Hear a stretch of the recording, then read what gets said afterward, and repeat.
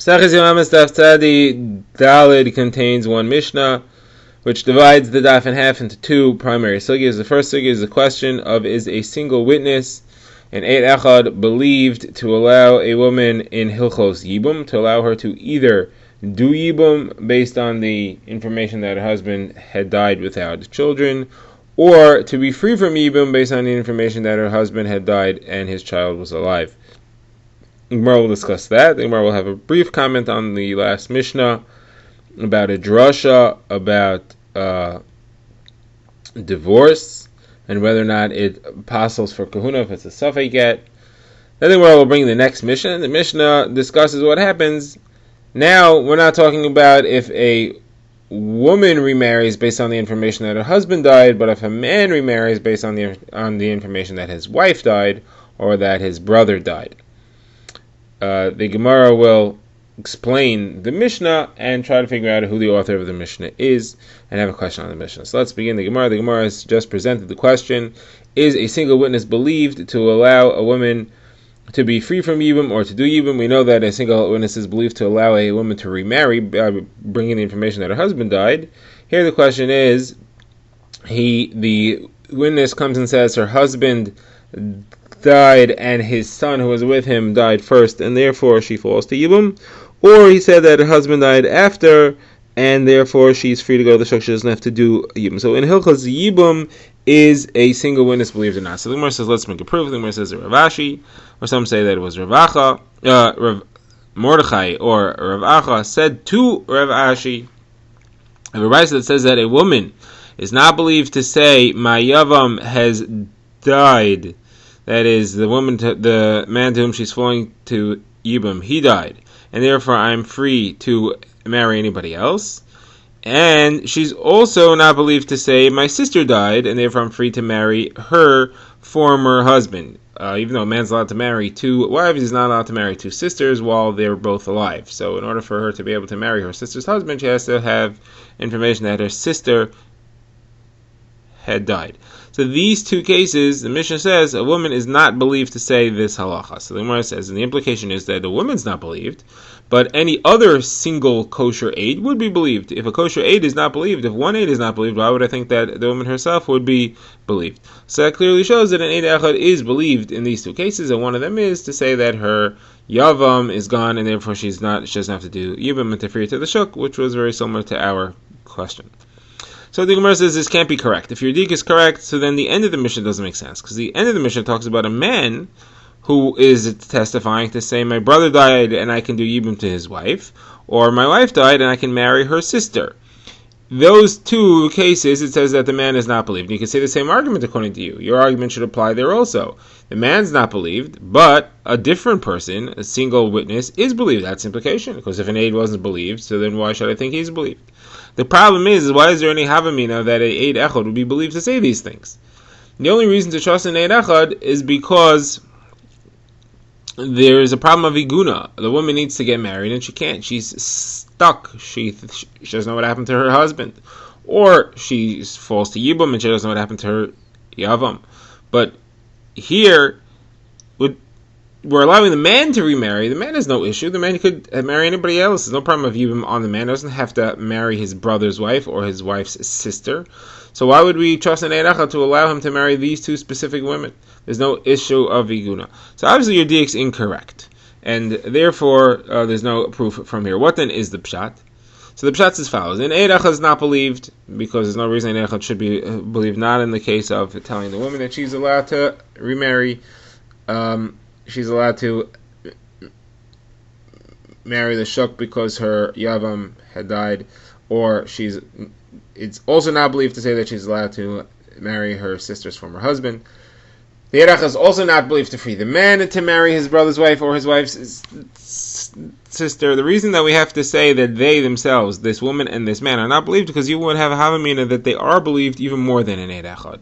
And that's the rule of Taika u'minsaba. Whenever there is a certain situation where if they make a mistake, they'll suffer drastically from the mistake, we assume that they know what they're talking about and they did good research. So here, there is a major problem that could happen, and that's because they will be marrying someone that creates an Isser Krisos, an Isser Kares, and the children will be mamzerim.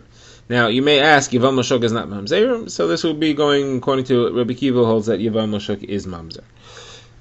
It creates a mamzer. So, therefore, you may have had a svara that they would believe themselves to have a special nemanas not to put themselves into such a potentially messed up situation, but the Chiddush is that no, there is no such belief.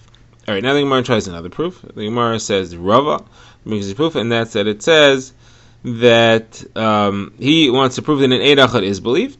He doesn't quote anything, but he just says Kal v'chomer.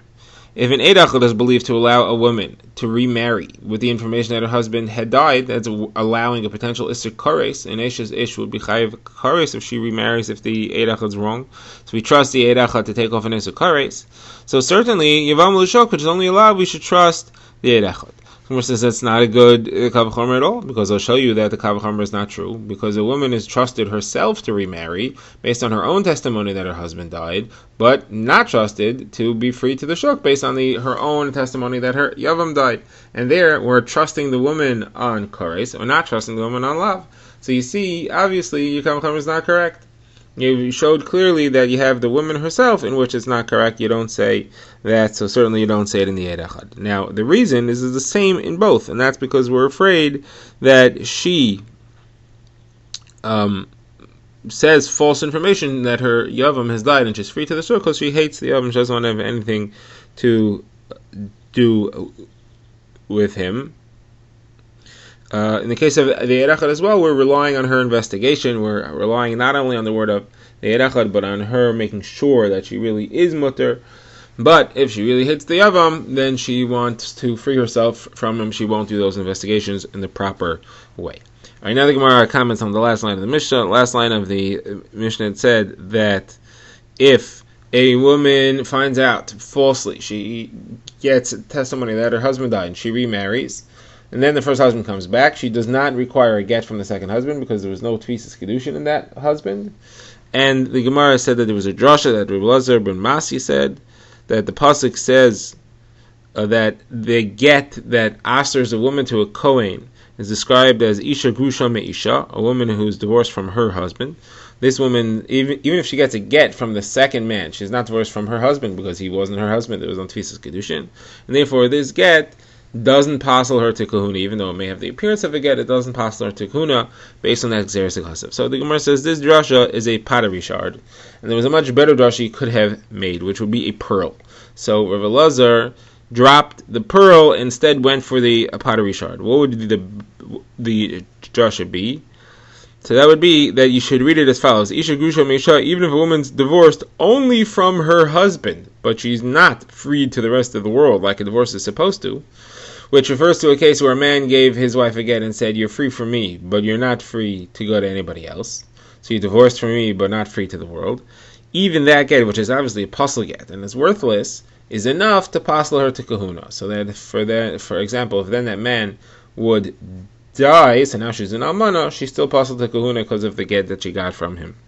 And her being an almana wouldn't passel her to kahuna, but her being a grusha, with that passel get, would passel her. So that would be the pearl. But he didn't go with that drasha. We now get our next Mishnah, which discusses where a man stayed home and his wife traveled to Medina Siam, and he got false information that she died, and based on that he married her sister. Now, even though a man's allowed to marry two women, as we said earlier, midaraisa, however, he is not allowed to marry a woman and her sister while they are both alive. So the only way he's allowed to marry his wife's sister was because he heard that his wife had died. Then, though, she shows up, his wife comes back, and now it's clear that the marriage to the sister was an Isser Erva, no Tvisas Kedushin, the kids are Mamzerim. So the Gemara says that he is allowed to go back to his wife. There's no Isser on his wife now. Even though in the case where the woman remarried improperly and she found out that her husband was still alive, she's not allowed to go back to her husband. Over there's a knas. Here there's no knas. There's no knas on his wife, because his wife, of course, didn't do anything wrong. There's no knas on him, because we don't knas the man. So he's allowed to go back to his original wife. Now, the marriage to the sister, that's his second marriage, is worth nothing, and he's permitted to marry her relatives later should he want to. There's no isser of achos grushaso or achos anything, or relatives of her. She's permitted to marry his relatives. Again, they didn't have a marriage at all. and he's even allowed to marry her. Should his wife later actually die, he's allowed to go marry her. There's no isser or relationship created between them. Now, if he finds out that his wife had been alive at the time he married the sister, and then his wife died, so the children that he had before she died are mamzerim, and the children that he has after she died are ksherim. There's no isser there. Now, the Mishnah ends off with a statement from Rav Yossi, which is cryptic, which the Gemara will explain on a different daf. Rav Yossi says, anyone where there's a psul created by others, there's a psul created by him himself. Anyone where there's no psul created by others, there's no psul created by him himself. Well, we'll get to the explanation of that when the Gemara gets to it. Okay. So now the Gemara begins. The Gemara says this, that we said he's allowed to go back to his wife, is even if there is an isser created by this marriage, and that is when he married his wife's sister. His wife's sister had also been a married lady, but she had also heard that her husband had died. So not only did the original man's wife go to Medina Sayam and he heard she died, her sister's husband went to Medina Sayam and she heard he died. So they both heard that their spouse had died, and they said they're going to marry each other, and both proved to be wrong. His wife came back and her husband came back. She's now also to her husband because she was an Eishes Ish. She married him, she was an Eishes Ish. So this marriage between these two people, between this man and his former sister-in-law, or his mistakenly former sister-in-law, creates an Isser between the sister-in-law and her husband. She's an Eishes Ish. However, even though it creates that Isser, it does not create an Isser between him and his wife, because that was only an Isser of Achos Isha, not an Isser of Eishes Ish. Right, now the Gemara wants to say maybe this Mishnah doesn't fit with Rabbi Kiva. Rabbi Kiva holds that a woman is usher to, everybody holds that a woman is usher to marry Achos Grushaso, usher to be married to Achos Grushaso, the sister of his divorcee. According to Rabbi Akiva, he should be chayav to give a get to this Achos Ishto, to his wife's sister in this situation here. She doesn't just go free, he has to actually give her a get. Now, according to that, his own wife then becomes Achos Grushaso and should be aser. So where do you see that Rabbi Kiva holds this? So the Gemara quotes a Brisa. It says every erva, every Isser Arayos that are in the Torah, so it's a marriage with no tefisa kedushin, does not require a get to dissolve it, except for Eishes Ish that gets remarried based on the Beis Din's ruling. That is, a woman whose husband went to Medina Sayam and she heard based on Eiracha that he died, and the Beis Din allowed her to remarry, and then he came back. There, she requires a get from her second husband, even though there's no tefisas kedushin. Midrabanan, she requires a get from him. But Rabbi Akiva adds two more cases, and that's a case of an Eishes Ach and an Achos Isha. That's somebody who went ahead and married his brother's wife under the understanding that his brother died, or his wife's sister under the understanding that his wife had died. Both of those are permitted after the death of the relationship. The Eishes Ach falls to Yibam after her husband died, and that's why she's permitted. The Achos Isha is mutter after the death of the wife. He can marry her sister. So in those two cases, if it turned out to be false, and therefore the marriage was an Isser of Erva, there Rabbi Kiva requires a get. So Gemara says, according to that, our Mishnah shouldn't make sense, and therefore it can't be Rabbi Kiva, because our Mishnah says that he's allowed to go back to his wife, but his wife is now the sister of the woman he had to give a get to, Achos Grushaso is Aser. So the Gemara says, you have to understand Rabbi Kiva's halacha over here, which doesn't make sense. And once you understand it, you'll see that it can't possibly be that there's a problem from this Mishnah. The Mishnah fits with him just fine. What's Pshat in Rabbi Kiva's halacha? Generally, we say, like for example, in the case of the Chachamim, case where an Eishes Ish gets remarried, and we require her to get a get from her second husband, even though the first husband's alive. That's because people won't understand that she was improperly married to the second man and the marriage didn't count for anything. People will think, hey, they see the first husband walking around. We know she was married to a second husband, she must have been divorced from the first husband. And then she goes free. People will say, hey, a woman could go free without a get. You don't need a get. Okay, that's interesting. So therefore we make her get a get. In our case, you can't possibly have that, because when people see that the wife comes back or the brother comes back, that's the man remarried. He married his Eishes Ach or his Achos Isha, and then they see that the wife is alive or the brother's alive, it doesn't help for them to think that he got divorced or that she got divorced. That is to say that he got divorced from his wife and therefore he married her sister, because there is no heter to marry your wife's sister after you divorce the wife. The heter is only after she dies. So people won't think that's what happened. Also, they won't think that the woman got divorced from his brother, and that's why he married her. Achos Eshes Ach is not permitted after being divorced from the brother. It applies even after divorce. So what are people going to think? They got divorced, and therefore they'll think that this marriage is chal, and therefore they require a get. That's impossible, because divorce in those cases wouldn't matter her. So the only possible explanation is that they never actually did nisuin. We're talking about a case where the man didn't do nisuin with his eshes ach and didn't do nisuin with his achos isha. All he did was kiddushin, and then the wife came back or the brother came back, and people will say, "Oh, hold on a second, he did kiddushin, but now she's going free." What must have happened? Must have happened was that the original kiddushin of the brother or of the wife was al tanai. It was a kiddushin al tanai, and the tanai wasn't fulfilled, and therefore the kiddushin was voided. So there never was any Isser Achos Isha or Eshes Achir, because the brother's marriage was voided, and this guy's marriage to the wife, to the sister of the woman he's married to, now is voided. That's why he's allowed to marry her, and that's why people will assume that the second marriage to the Eshes Achir, to the Achos Isha, is valid, and that's why Rabbi Kiva is saying she requires a get.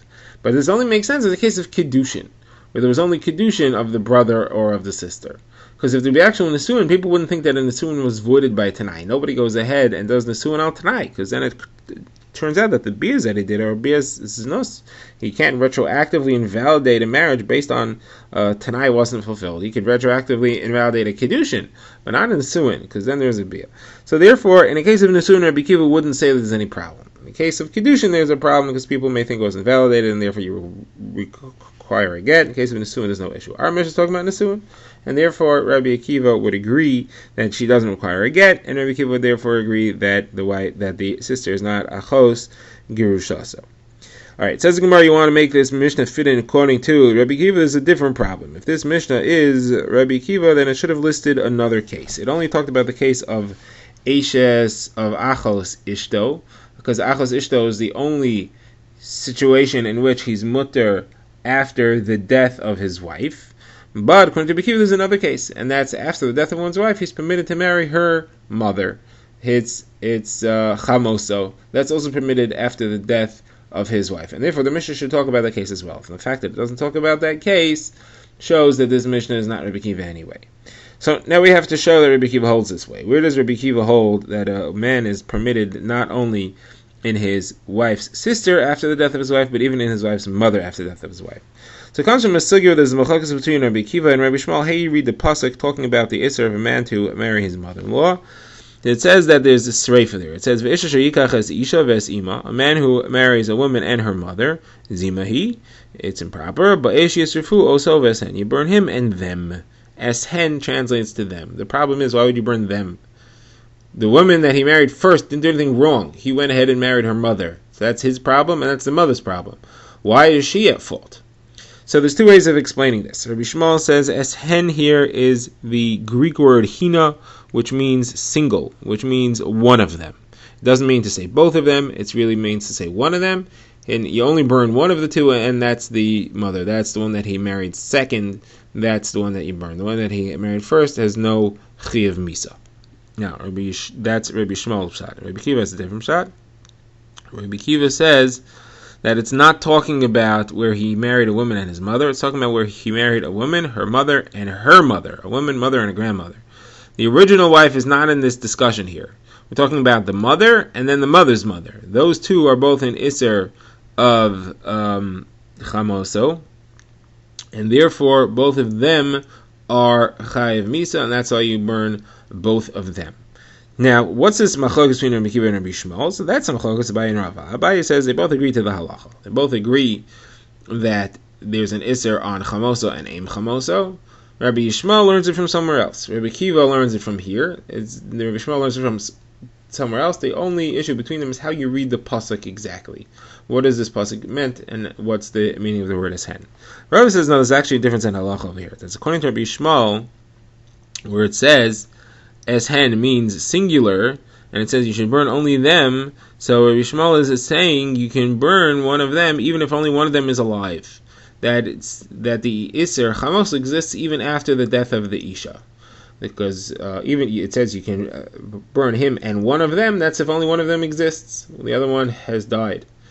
Rabbi Kiva disagrees with that halacha. Rabbi Kiva says the only time that there's a chiv sreifa is if both of them are alive. If, let's say, the wife died, there's no chiv sreifa on the mother, because this entire pasuk is not talking about that. And that's, the Gemara says, that clearly shows that the mother is permitted after the death of the wife, and therefore we should list that case in our Mishnah. That is our kasha. So the Gemara gets out of this with a simple maneuver. The Gemara says this pasuk is only talking about the chiv sreifa. It's saying that Rabbi Kiva holds there's no chiv sreifa on the mother if the wife died. It's not saying that it's mutter. And Kiva definitely agrees that the chamosa is usher even after the death of the wife, and that's why that's not listed in this Mishnah here as a case where it's relevant that his wife died. Alright, now the Gemara is Stam Kasha on the Mishnah. The Mishnah had said that he's allowed to go back to his wife. The Gemara wants to know, why is there no gzeira? Should be a kanas. In the case of a woman whose husband went to Medina Siyam and then he came back, so she remarried b'shogeg. So there shouldn't be any isser on her to go back to her husband. What's the problem? She didn't do his nus. She was a shogeg. Yet we answer her anyway. So here also, even though there's no isser on the man to his wife because of the sister that he married in between, so we should still make a gzeira. We should still make a knas. Just like over there was no isser because of shogeg. Here there's no isser because it's only a chozo. So we should make gzeira as well. So the Gemara says, no. We make gzeira in the case where, had it been a mazid, there would be an issur deraisa. Over here, had it been a mazid, there would be no issur deraisa between the man and his original wife. She doesn't become usher because of the fact that he had a mistaken marriage to her sister. There's no tefisa gedushin there. So therefore, we don't make gzeira. The case of the woman who remarried because she thought her husband died, she married the second man, mazid would be asked to her husband midaraisa, and that's how we make gzeira, and we answer her even though it's a shogeg.